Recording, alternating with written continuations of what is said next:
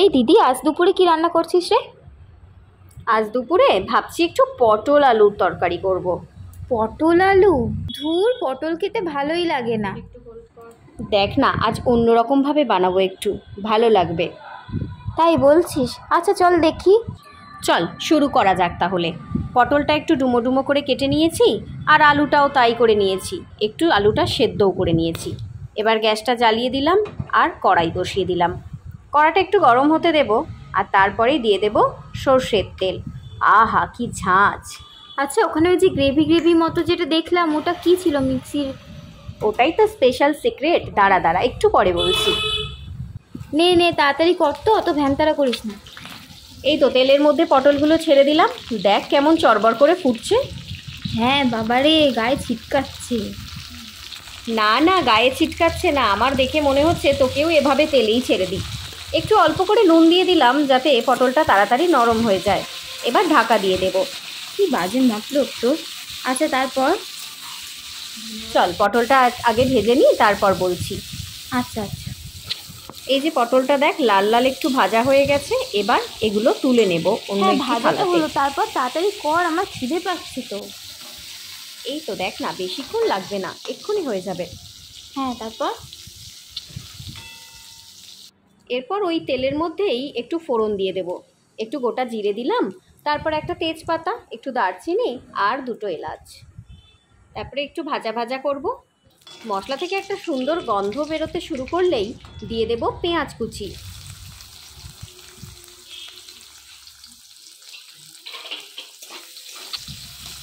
পেঁয়াজগুলো লাল লাল করে ভেজে নিতে হবে আগে। আর পেঁয়াজটা ভালো করে নরম হয়ে যাওয়ার জন্য সামান্য একটু লবণও দিয়ে দিয়েছিলাম। এবার দিলাম আদা রসুন বাটা। আচ্ছা, এরপর কি দিবি? তোকে কি ওই মশলার বাটিটা এগিয়ে দেব?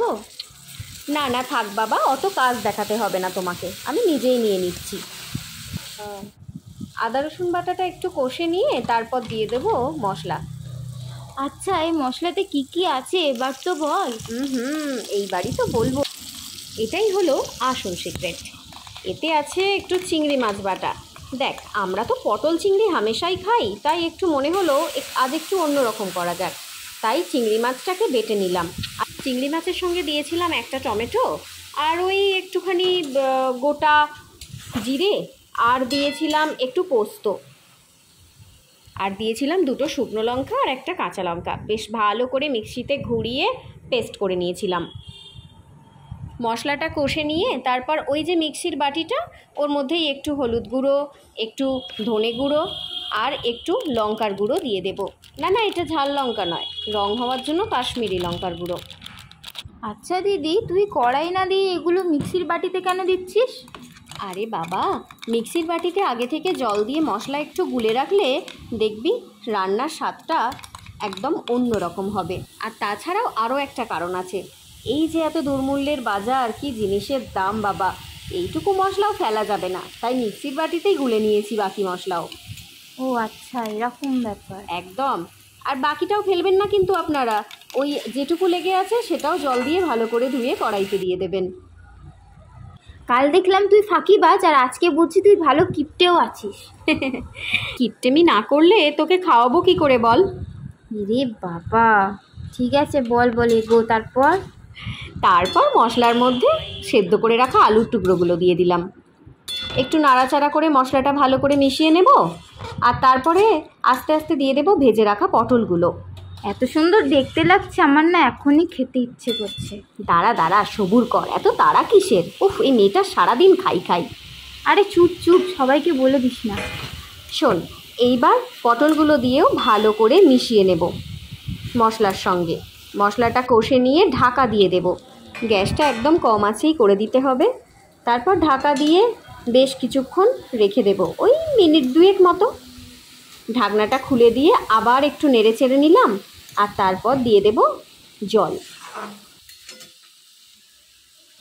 তবে জল বেশি দেব না, এমনিতেই পটল আজকাল খেতে আর খুব একটা ভালো লাগে না, তার উপর বেশি জল থাকলে ভালো লাগবে না, সেই জন্য পরিমাণ মতোই জল দেব।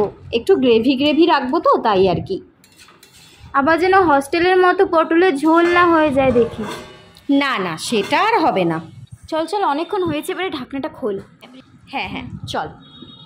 10 মিনিট পর ঢাকনা খুলে দিলাম, আর তখনও টকবক টকবক করে ফুটছে আমার তরকারি। ওপর থেকে দিয়ে দিলাম একটু ধনেপাতা কুচি আর সামান্য চিনি।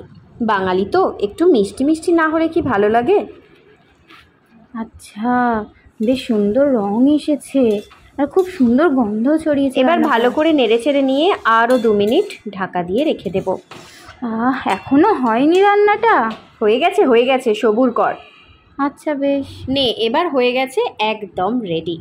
আচ্ছা, রেসিপির নামটা তো বললি না? এটার বিশেষ কিছু নাম নেই, ওই চিংড়ি বাটা পটল কষা চলতে পারে। আচ্ছা, আজকেও কি ইউটিউব ছাড়লি? একদমই না, এটা একদম নিজের রেসিপি বাবা। কি সুন্দর গন্ধ, দে দে একটু খেয়ে দেখি।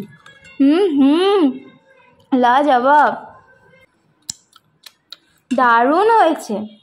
পটলের রান্নাও এত ইন্টারেস্টিং হয়, এত ভালো খেতে হয়, আগে জানতাম না তো। গরম ভাতের সাথে একবার খেয়ে দেখবি, পুরো জমে ক্ষীর।